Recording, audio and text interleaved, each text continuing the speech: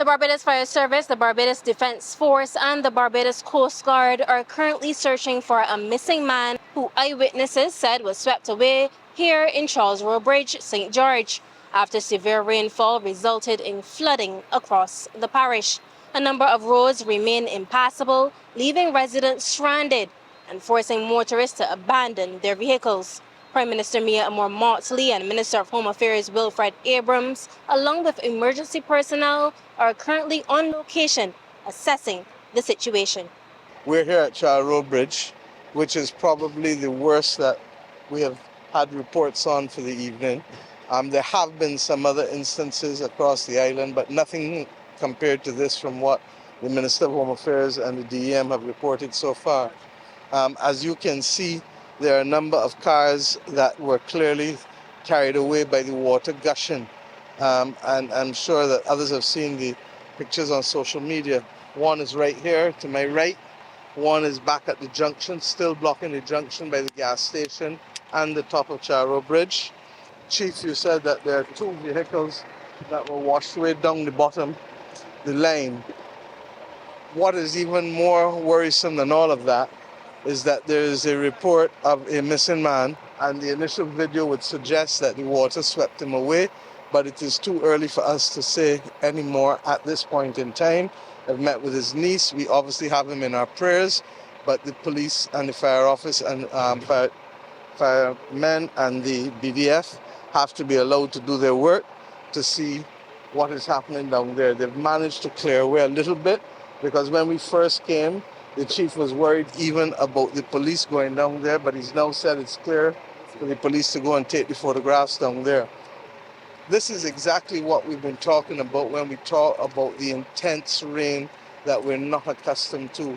And this, regrettably, is part and parcel of all that we've been fighting for with respect to the climate crisis. It's going to take time for us to adjust our infrastructure. This is not something that can be done in 5 years or 7 years. This is a long-term effort. This is a marathon.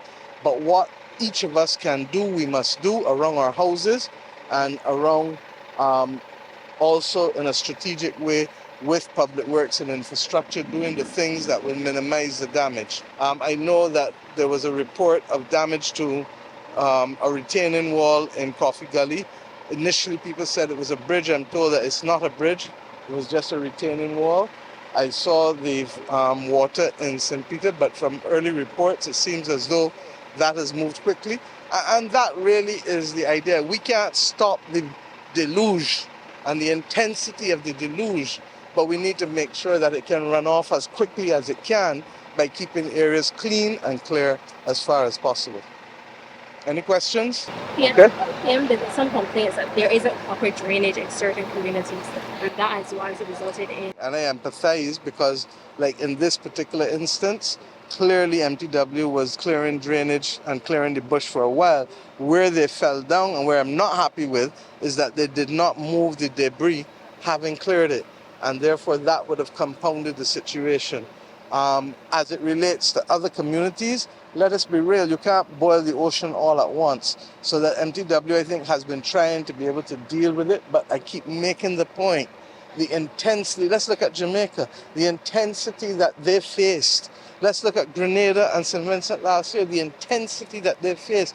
Our infrastructure built over the last 70, 80, 90 years is not built for this kind of weather, and that's why I keep talking. People talk about my travel. I keep going overseas and being able to make the point that we need to be able to receive funding for the damage. We did not cause this climate crisis, but we are on the front line of it.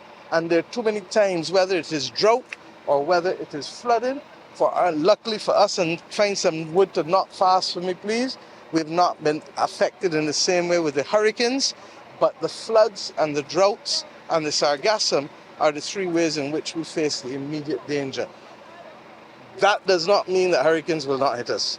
And we know through Elsa, but because we are so far east, it means that the water is not as warm as it is if we were west, like the other islands or in Jamaica. You saw how Melissa stayed over the Caribbean Sea, dropped to a mile per hour. The temperature of the sea was 2 degrees higher than it normally was. And therefore, what you hear from people is that it hit Western Jamaica almost like an atomic bomb. Okay? So I'm asking Bajans, all of us, we need to be more sensitive to the new world, to the new reality in which we live. 2-3 hours of rain can cause havoc and can take people's lives if we're not careful.